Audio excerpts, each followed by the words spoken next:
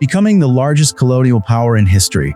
The British Empire once ruled around 115 countries across the globe, controlling a quarter of the Earth's land and nearly a third of the world's population. Places like Australia, India, Malaysia, and even today's global superpower, the United States, all experienced periods of British rule. And even now, Britain still maintains 14 overseas territories, stretching from Gibraltar at the gateway to the Mediterranean all the way to the Falkland Islands in the South Atlantic. The history of England, which began as a small island nation, is a remarkable story of how it grew into the largest and most powerful empire the world has ever seen. The British Empire was a massive network of colonies, protectorates, mandates, dominions, and territories, directly or indirectly controlled by the United Kingdom. As a result, British influence, especially English influence, spread across the world, shaping everything from economic practices and legal systems to government structures, sports like cricket and soccer, and of course, the English language itself, which today has become the global lingua franca. The British Empire was once known as the empire on which the sun never sets, because its territories spanned the entire world, ensuring that at any moment the sun was shining on at least one of its many colonies. There's even a joke that the only reason the pyramids are still in Egypt and not in Britain is because they were simply too large to move to London. For nearly 2 centuries, Britain was the most powerful nation on Earth, ruling lands from Canada to India, from Australia to Nigeria, and from the Caribbean to South Africa. Before the British Empire emerged in the late 16th century, the land we now call England already had a long and complex history. It began with the Roman conquest in the year 43 CE, when Britain became a Roman province.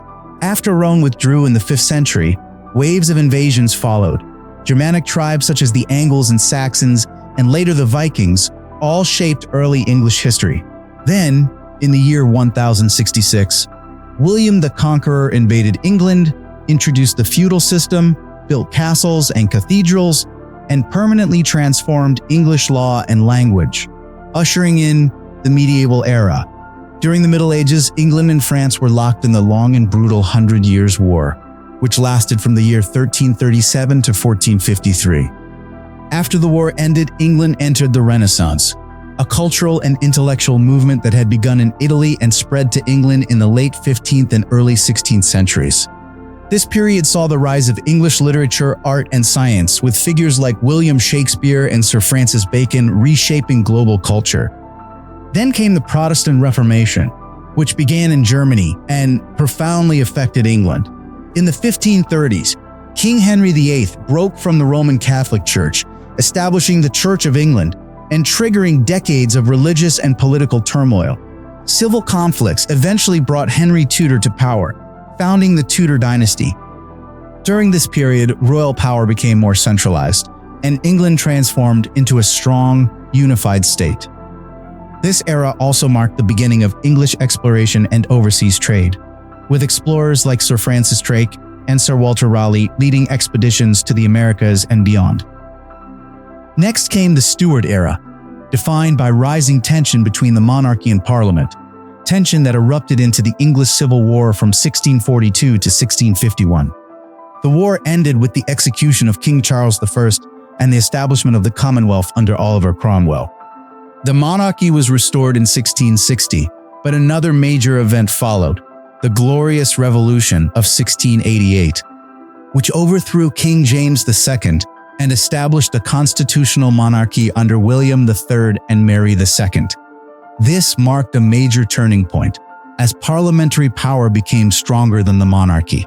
Finally, the Act of Union in the year 1707 united England and Scotland into a single sovereign nation, the Kingdom of Great Britain. This political union laid the foundation for Britain's rapid expansion and the rise of the British Empire.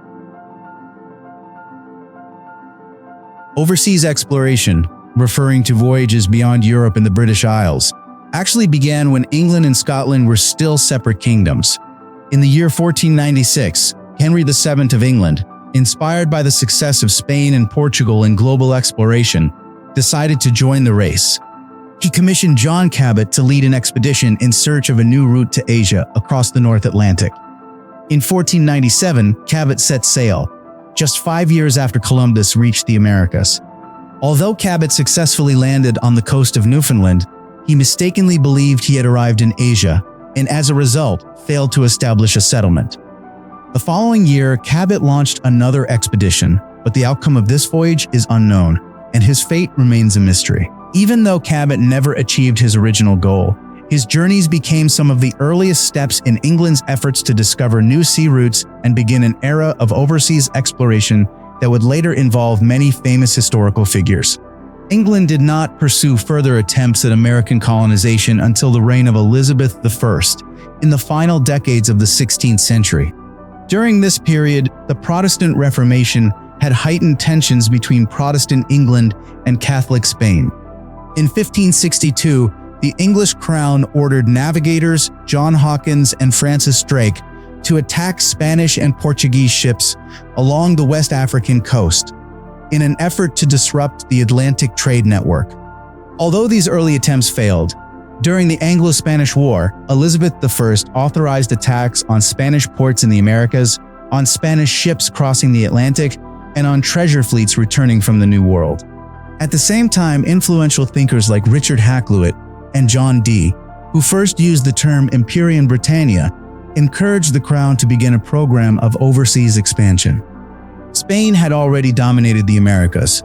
Portugal had established trading posts and forts along the coasts of Africa, Brazil, and China, while France had reached the St. Lawrence River and founded New France.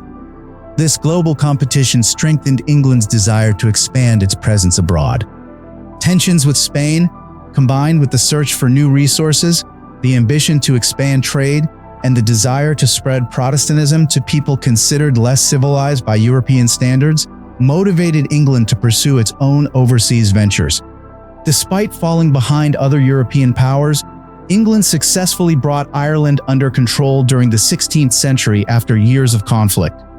Several individuals involved in the colonization of Ireland would later play key roles in early English colonization in North America. These people were often referred to as the West Countrymen. In 1578, Queen Elizabeth I granted Humphrey Gilbert permission to begin overseas exploration.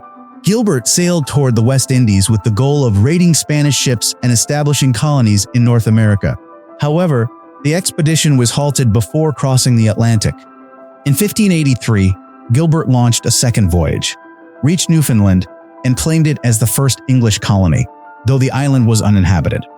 Unfortunately, Gilbert never made it back to England and was succeeded by his half-brother Walter Raleigh, who received the royal charter in 1584. Raleigh successfully founded a colony at Roanoke, modern-day North Carolina, but the settlement soon faltered due to a lack of supplies. Despite this failure, these early attempts marked the beginning of English exploration and colonization in North America, paving the way for far more significant developments in the formation of future English colonies. Elizabeth I also issued several royal charters to newly formed joint stock companies designed to expand foreign trade. Companies such as the Levant Company, founded in 1592, and the East India Company, founded in 1600, were granted monopolies over all English trade to and from their respective regions. These steps were intended to stimulate commercial expansion, strengthen England's position in international markets, and support the development of new colonies and trading posts overseas. When Elizabeth I died in 1603, the English throne passed to James VI of Scotland. After ascending to the English throne, James unified the two kingdoms under a single crown, while still maintaining separate governments in each. As king, James continued the efforts of his predecessors to establish colonies abroad. Colonization during his reign was organized into three primary structures.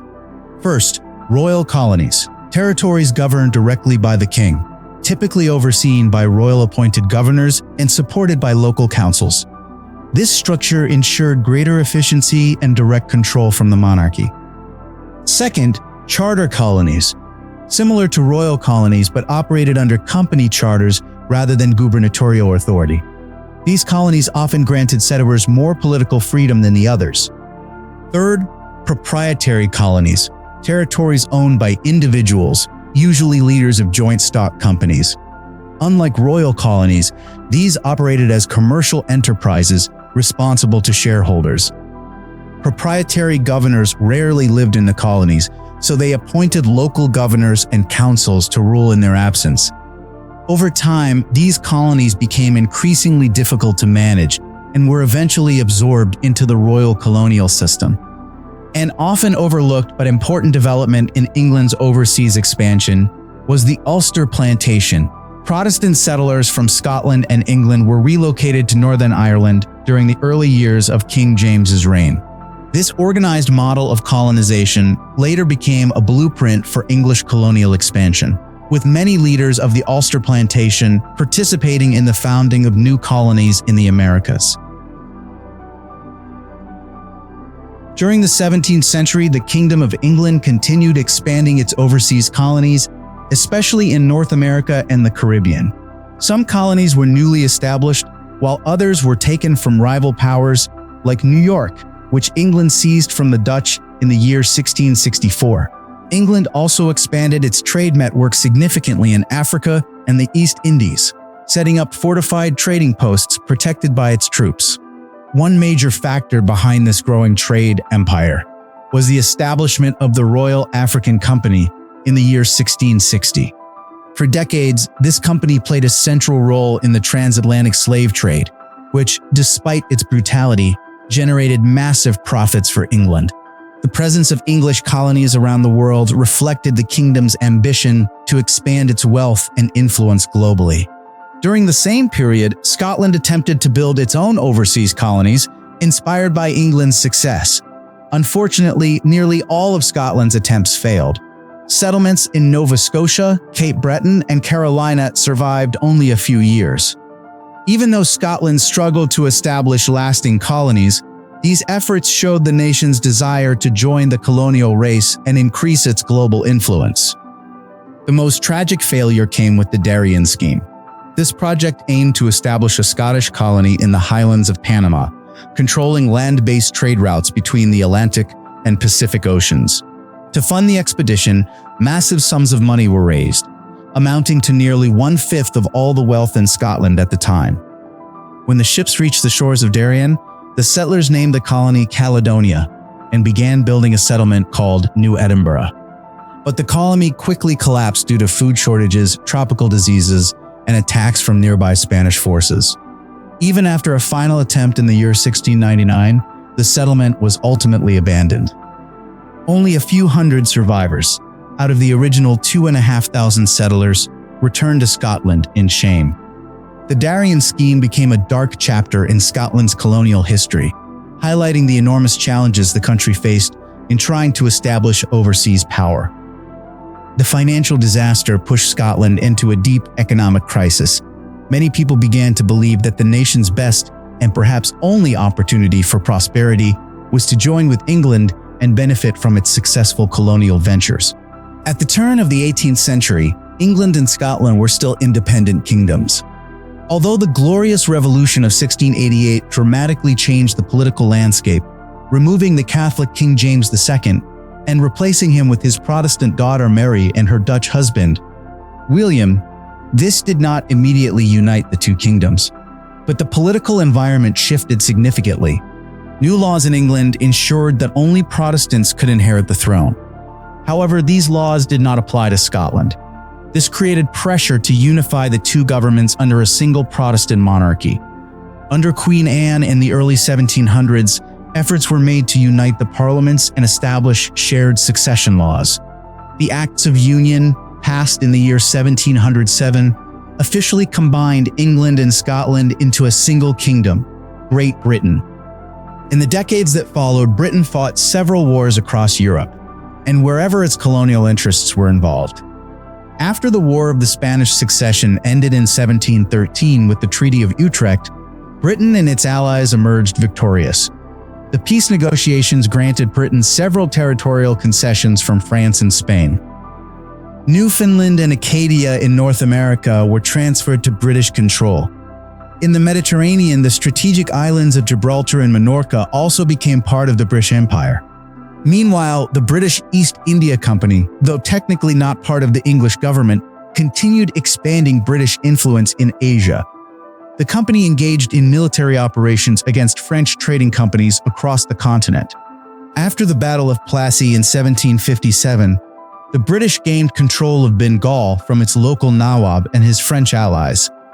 This victory made Britain the dominant military and political power in the region. It allowed the East India Company to expand even further, either by taking direct control or by pressuring local rulers through its powerful private armies. Further conflicts in the 18th century, especially the wars with Austria and the 7 Years' War, granted Britain even more territorial gains while weakening its rivals. In North America, Britain captured Quebec in 1759 and ended French colonial ambitions there with the annexation of New France in 1760. Britain also gained Florida from Spain, placing nearly the entire eastern coastline of North America under British rule. The Treaty of Paris, which ended the 7 Years' War in 1763, also transferred Caribbean islands such as Dominica, Grenada, St. Vincent and the Grenadines, and Tobago to Britain, strengthening its position as the world's most dominant colonial and maritime power. Throughout its history, the Kingdom of England was strengthened by two powerful, mutually supportive pillars. First, its dominance at sea, secured through the unmatched power of the Royal Navy, and second, a vast trade network that operated with minimal interference from foreign rivals. This massive increase in global trade brought enormous wealth to England, especially through taxes placed on goods entering and leaving its ports. However, this taxation system eventually became the spark of a revolution and led to England's first major colonial loss.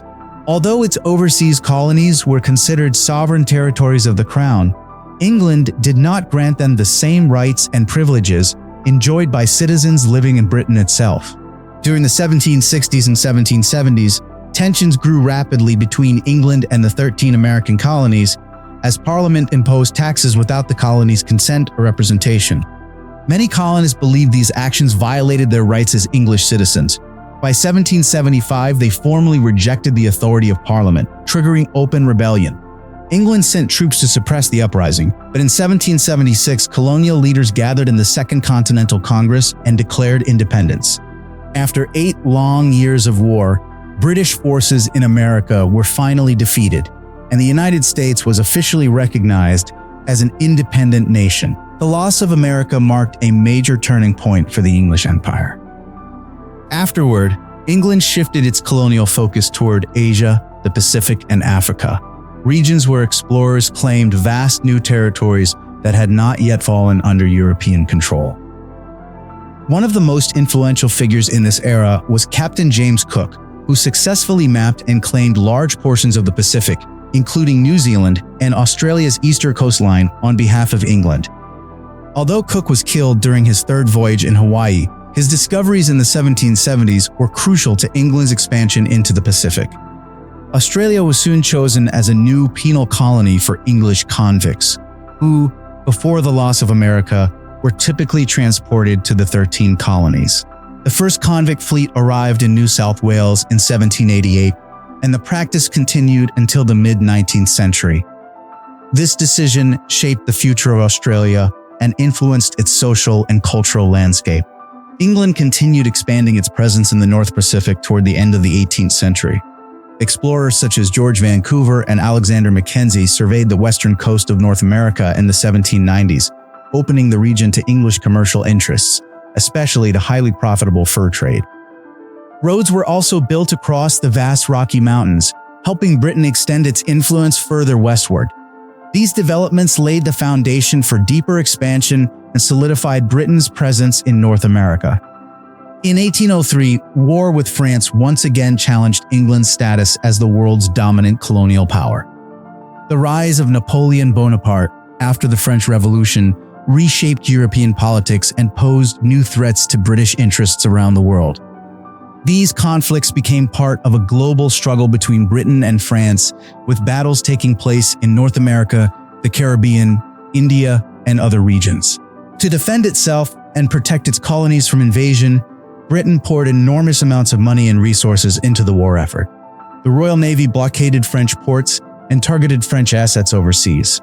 A decisive moment came in the Battle of Trafalgar in 1805, where the British Navy defeated the combined French and Spanish fleets.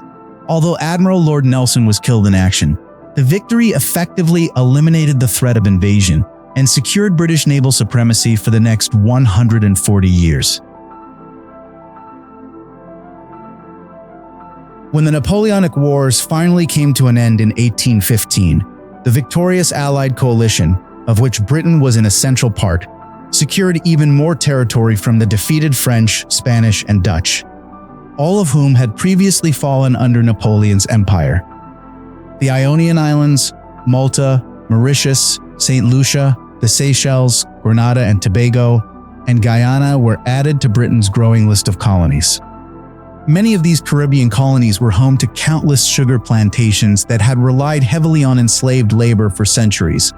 Although Britain had profited enormously from the transatlantic slave trade, the rise of the Industrial Revolution shifted the interests of merchants and capitalists toward domestic manufacturing, reducing their reliance on slave-produced goods from the colonies. At the same time, increasing political pressure from abolitionist groups pushed the British government to abolish the slave trade across the empire in 1807. However, it took another 27 years before slavery itself was officially ended in 1834. The period from 1815 to 1914 is often described as the golden age of the British Empire, during which it effectively dominated the Indian subcontinent. The British East India Company worked to expand its influence further into Asia. Singapore was founded as a trading post in 1819 and formally became a colony in 1824. In China, the company, backed by the British government, gained control of Hong Kong and Shanghai following the First Opium War in 1842. However, British control in India was challenged in 1857 when local soldiers rebelled against their British commanders in what later became known as the Sepoy Rebellion. The East India Company fought against the very troops who once served under it, eventually retaking the regions seized by the rebels. After the conflict ended the following year, the British government decided to dissolve the East India Company, believing it was no longer capable of effectively governing such a vast territory. India was then placed under direct British rule in 1858. The biggest threat to Britain's imperial ambitions in the 19th century came from the expanding Russian Empire, which sought to extend its influence into Central Asia and the Mediterranean as the Ottoman Empire collapsed. When Russia invaded Ottoman-controlled Balkan territory in 1853, Britain and France went to war to support the Turks. Britain feared that Russian expansion would threaten its colonial interests in the Mediterranean and the Middle East. The Crimean War, which lasted from 1853 to 1856, was a costly conflict with heavy casualties and no clear gains for Russia. The war ultimately boosted British confidence, reinforcing its status as the world's leading imperial power. Although tensions between Britain and Russia in Central Asia remained unresolved, a partial settlement of the so-called Great Game was reached in 1878, establishing separate spheres of influence. That same year, Britain also took control of Cyprus from the Ottomans, ensuring the island could be used as a defensive position against further Russian expansion.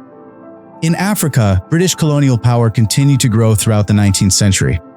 English migration to the newly acquired Cape Colony increased during the 1820s, pushing thousands of Dutch-descended settlers, known as the Boers, northward into the interior. Distrustful of British rule, the Boers established their own independent republics, the Transvaal and the Orange Free State. However, both republics eventually fell under British control, and the Second Anglo-Boer War, fought from 1899 to 1902, finally brought the conflict to an end. Meanwhile, in North Africa, the opening of the Suez Canal in 1869, which linked the Mediterranean to the Indian Ocean, became critically important for British trade routes. Although Britain could not take direct control of the canal, it successfully occupied Egypt militarily in 1882, though it did not officially classify Egypt as part of the empire. Britain's further expansion during the late 19th century, known as the Scramble for Africa, resulted in British dominance across much of eastern and southern Africa. The empire even attempted to build a transcontinental railway from Cape Town to Cairo, although the project was never completed. By the early 20th century, Britain's leading role in global trade and its position as the world's policeman allowed it to rely on the economies of non-British territories, such as China, Argentina, and Siam. A global telegraph network called the All Red Line was completed in 1902, enabling Britain to communicate directly with its colonies around the world. As white-majority British colonies grew economically and socially, many pushed for greater political independence. Canada formed a confederation in 1867 and was granted self-government except in matters of international relations. Australia and New Zealand followed the same path in 1901, becoming newly recognized dominions of the Empire. Several Irish Home Rule bills were introduced in the British Parliament, but all were rejected due to concerns that granting autonomy to Ireland would weaken the unity of the Empire. A major challenge finally emerged with the outbreak of World War I in 1914. During the conflict, Britain relied heavily on the Empire for food, resources, and, most importantly, military manpower. More than 2.5 million men from across the British dominions and colonies served in the First World War, with huge contributions from Canada, India, Australia, and New Zealand. Their sacrifices played a crucial role in Britain's victory over Germany and its Ottoman allies, allowing Britain to seize significant territories in the Middle East, Africa, and the Pacific.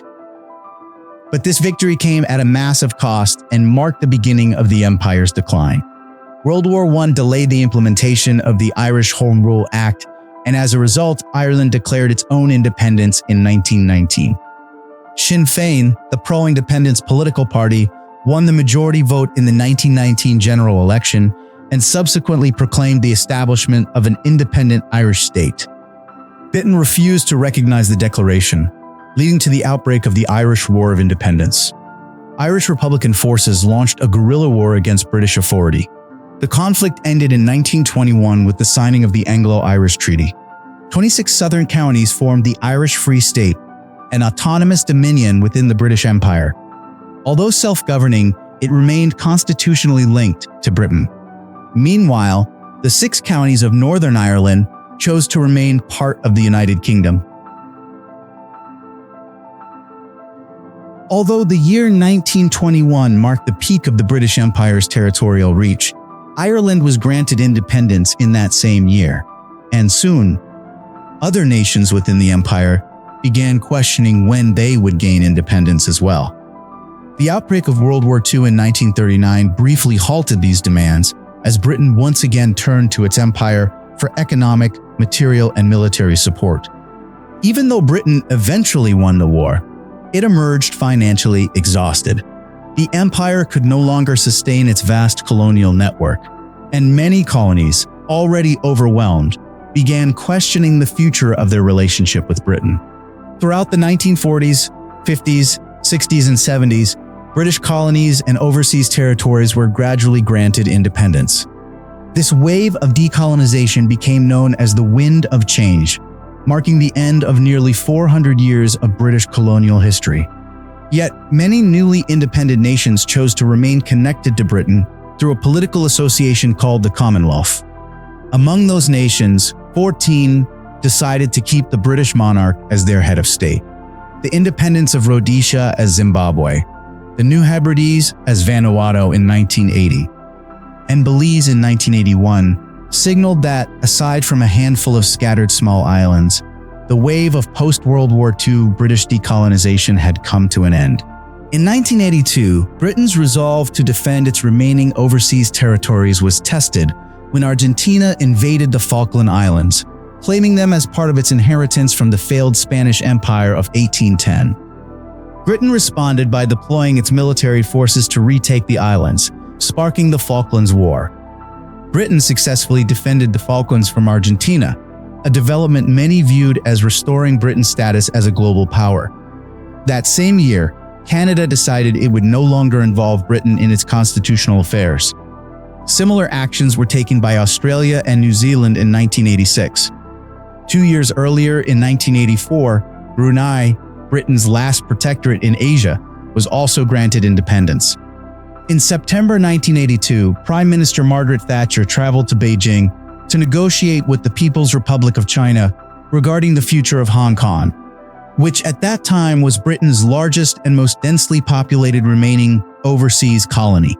Under the Treaty of Nanking of 1842, Hong Kong Island had been ceded to Britain in perpetuity. However, most of the colony consisted of the new territories, which had been leased from China for 99 years beginning in 1898, a lease that was set to expire in 1997.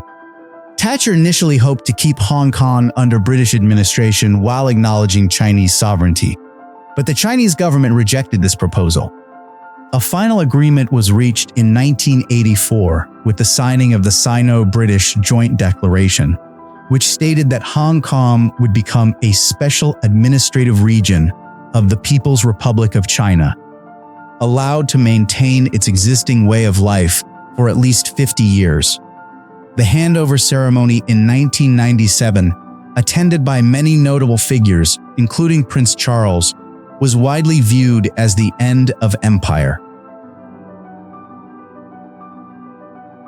Although the British Empire has come to an end politically, its legacy remains very much alive today. The English language continues to be the most widely used language in the world, and British culture, customs, and traditions remain universally influential. Modern Britain itself can be seen as a microcosm of this legacy, its population composed of nearly every race, nationality, religion, and cultural background, reflecting the long journey of the British Empire throughout history. For centuries, the British government and its settlers left an imprint on the independent nations that later emerged from the empire. The most significant influence can be seen in the global spread of the English language. Today, English is the primary language for more than 400 million people and is spoken by roughly 1.5 billion people worldwide as a first, second, or international language. The spread of English in the latter half of the 20th century was also supported by the cultural influence of the United States, which itself began as a series of British colonies. In terms of governance, with the exception of many former African colonies that adopted presidential systems, the British parliamentary model has become a common foundation for numerous former British territories. The same applies to the British legal system. The Judicial Committee of the Privy Council still functions as the highest court of appeal for several former British colonies in the Caribbean and the Pacific. During the colonial era, British soldiers and civil servants also helped spread and establish Anglican communities across continents. British colonial architecture, churches, railway stations, and government buildings still stand strong in many cities that were once part of the empire. Sports that originated in the British Isles, especially soccer, cricket, tennis, and golf, were also exported worldwide. Even the British Imperial system of measurement continues to be used in several countries, adapted in different ways. The convention of driving on the left side of the road is still maintained by many former British territories as well. The story of the British Empire is an epic narrative, a long, complex history shaped by conquest, colonization, trade, and profound social and political change across the globe. With the fall of the British Empire and the rise of newly independent nations, the world entered a new chapter in global history. Yet the influence and impact of that imperial era continue to shape our world today. Thank you.